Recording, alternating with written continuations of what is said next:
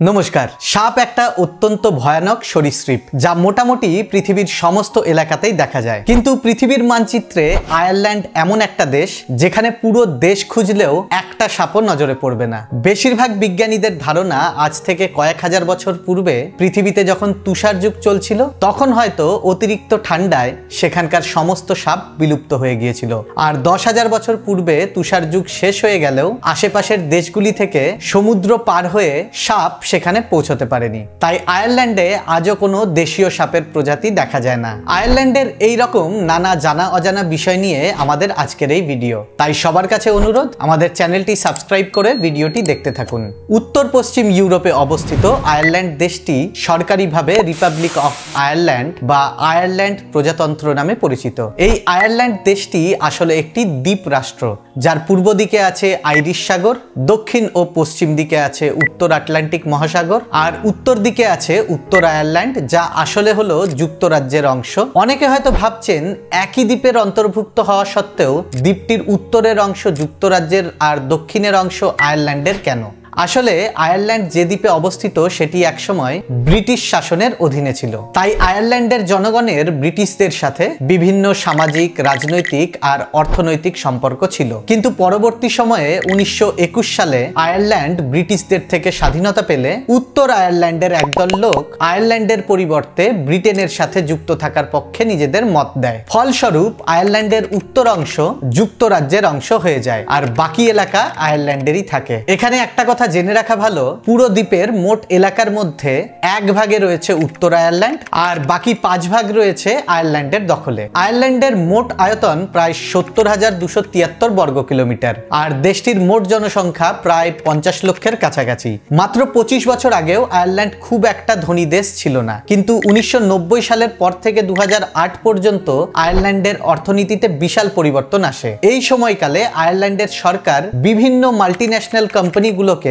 আয়ারল্যান্ডে নিজেদের অফিস তৈরি করার জন্য বিপুল মাত্রায় ট্যাক্স ছাড় দেওয়া শুরু করে, যার ফলে বহু কোম্পানি আয়ারল্যান্ডে নিজেদের অফিস তৈরি করে, যা আয়ারল্যান্ডের অর্থনীতির বিশাল উন্নতি ঘটায় আর আয়ারল্যান্ডকে বিশ্বের অন্যতম ধনী দেশে পরিণত করে। আজ ভারত, বাংলাদেশ সহ বিশ্বের বিভিন্ন দেশ থেকে প্রচুর লোকজন উচ্চশিক্ষার জন্য বা কর্মসূত্রে আয়ারল্যান্ডে যাচ্ছেন।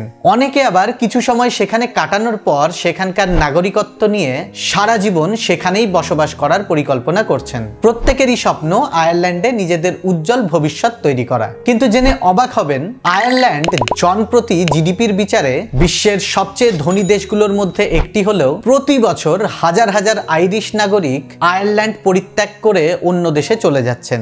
যেখানে বিশ্বের অন্যান্য দেশের লোকেরা আয়ারল্যান্ডে নিজেদের উন্নত জীবনের স্বপ্ন দেখে নাগরিকত্ব নিচ্ছে, সেখানে কেন আইরিশ নাগরিকরা দেশ ছেড়ে পালাচ্ছে? এই প্রশ্নের উত্তর জানতে হলে আমাদের আয়ারল্যান্ডের অর্থনীতির একটা অন্ধকার দিক নিয়ে আলোচনা করতে হবে। আসলে 2023 সালে আয়ারল্যান্ডের জিডিপি ছিল প্রায় 51,600 কোটি ডলার। এই বিশাল অঙ্কের জিডিপি দেখে আমাদের মনে হতেই পারে যে আয়ারল্যান্ড একটি বিশাল ধনী দেশ, তবে আয়ারল্যান্ডের জিডিপি ঠিক যতটা দেখা যায় আসলে ঠিক ততটা নয়। কাগজপত্রে জিডিপি অনেক বেশি হলেও বাস্তবে অনেক কম। আগেই বলেছি, আয়ারল্যান্ড বিভিন্ন কোম্পানিগুলোকে আকৃষ্ট করতে অত্যন্ত উদার কর্পোরেট ট্যাক্স ব্যবস্থার প্রচলন করেছে, যার ফলে আয়ারল্যান্ডে প্রচুর বহুজাতিক তথ্য প্রযুক্তি কোম্পানি আর ঔষধ কোম্পানিগুলি নিজেদের অফিস তৈরি করেছে।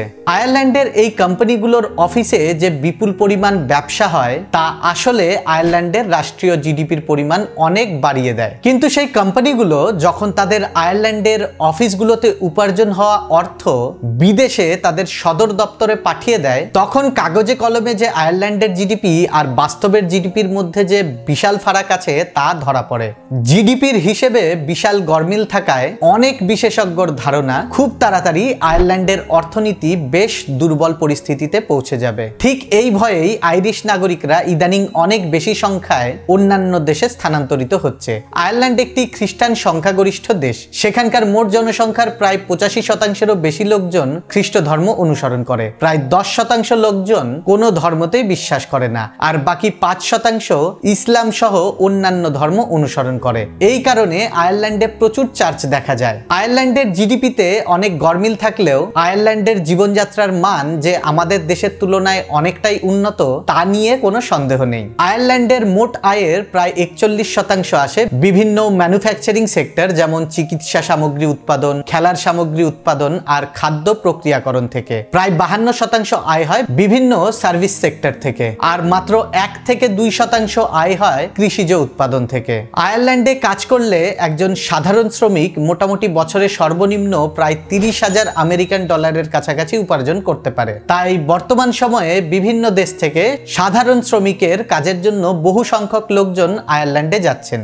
কিন্তু আয়ারল্যান্ডে যেমন উচ্চ বেতন পাওয়া যায়, ঠিক তেমনি সেখানে থাকা ও খাওয়ার খরচও অনেক বেশি হয়, আর শীতকালে প্রচন্ড তুষারপাতও হয়। তাই অনেকেই কোনো ব্যক্তির আয়ারল্যান্ডে কর্মসূত্রে যাওয়ার কথা শুনলেই তাকে নিরুৎসাহিত করতে পিছুপা হন না। আয়ারল্যান্ডের সরকারি ভাষা হলো আইরিশ বা গ্যালিক আর ইংরেজি। যদিও সেখানে আইরিশ হলো মূল সরকারি ভাষা, তবে সারা দেশে ইংরেজিই হলো সবচেয়ে ব্যাপকভাবে প্রচলিত ভাষা। তাই বাংলাদেশ, ভারত ও পাকিস্তানের মতো এশিয়ার দেশের নাগরিকদের সেখানে ভাষাগত দিক থেকে খাপ খাইয়ে নিতে খুব একটা সমস্যা হয় না। আয়ারল্যান্ডের ব্যাপারে আরো একটা বিষয় রয়েছে যেটা হয়তো অনেকেরই অজানা। টাইটানিক জাহাজের কথা নিশ্চয়ই সবাই শুনেছেন। একটা সময় এটি বিশ্বের বৃহত্তম এবং সবচেয়ে সমৃদ্ধ জাহাজগুলির মধ্যে একটি ছিল, কিন্তু দুর্ভাগ্যবশত 1912 সালে জাহাজটি সমুদ্রে তলিয়ে গিয়েছিল। কয়েকটি ফুটবল খেলার মাঠের চেয়েও বড় সেই জাহাজটি তৈরি করা হয়েছিল সেই সময়ের উত্তর আয়ারল্যান্ডের বেলফাস্ট শহরে। আয়ারল্যান্ড যে শুধু আর্থিক দিক থেকে সমৃদ্ধ তা নয়, দেশটি প্রাকৃতিক সৌন্দর্যের দিক থেকেও অত্যন্ত সমৃদ্ধ।